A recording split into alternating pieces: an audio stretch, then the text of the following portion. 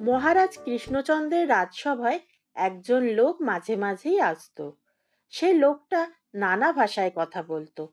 কি যে তার আসল মাতৃভাষা, কোথায় তার আসল দেশ, কেউ জানতো না। সবগুলো ভাষাতেই সে সমান দক্ষ ছিল। প্রায় সবগুলো ভাষাতেই সে লিখতে পড়তে পারত। যেমন বাংলা বলতো, তেমনি হিন্দি বলতো, আবার ফার্সিও বলতো। মহারাজ কৃষ্ণচন্দ্র একদিন গোপালকে বললেন, গোপাল, লোকটার কি জাত এবং ওর মাতৃভাষায় কি, তুমি যদি ঠিক ঠিক করে বলতে পারো, আমি তোমাকে পুরস্কার দেব।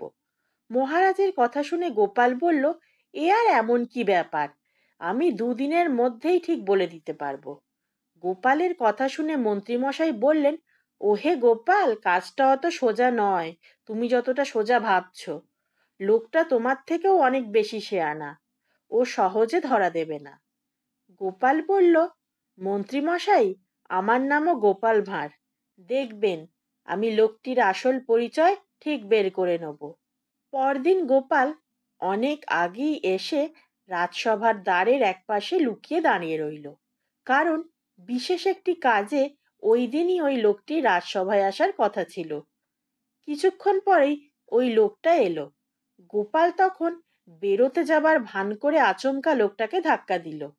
লোকটা একেবারে হুমড়ি খেয়ে পড়ে বলল, সারা অন্ধা, দিনের বেলা চোখে দেখতে পাও না, এই বয়সেই চোখের মাথা খেয়ে বসে আছো? গোপাল বলল, গালাগাল দাও আর যাই বলো, তুমি যে উড়ে তা আমি বুঝতে পেরেছি। হুমড়ি খেয়ে পড়ে গিয়ে তোমার মুখ থেকে সবার আগে যে ভাষা বেরিয়েছিল, ওটা তোমার মাতৃভাষাই, তুমি বাপু উড়ে। লোকটা শেষ পর্যন্ত স্বীকার করলো যে হ্যাঁ, সে উড়ে। মহারাজ সন্তুষ্ট হয়ে গোপালকে 100 টাকা পুরস্কার দিলেন। এই ধরনের সুন্দর সুন্দর গল্প শোনার জন্য এখনই আমার চ্যানেলটি সাবস্ক্রাইব করে নিন। আর গল্পটি কেমন লাগলো তা অবশ্যই কমেন্ট করে জানাবেন।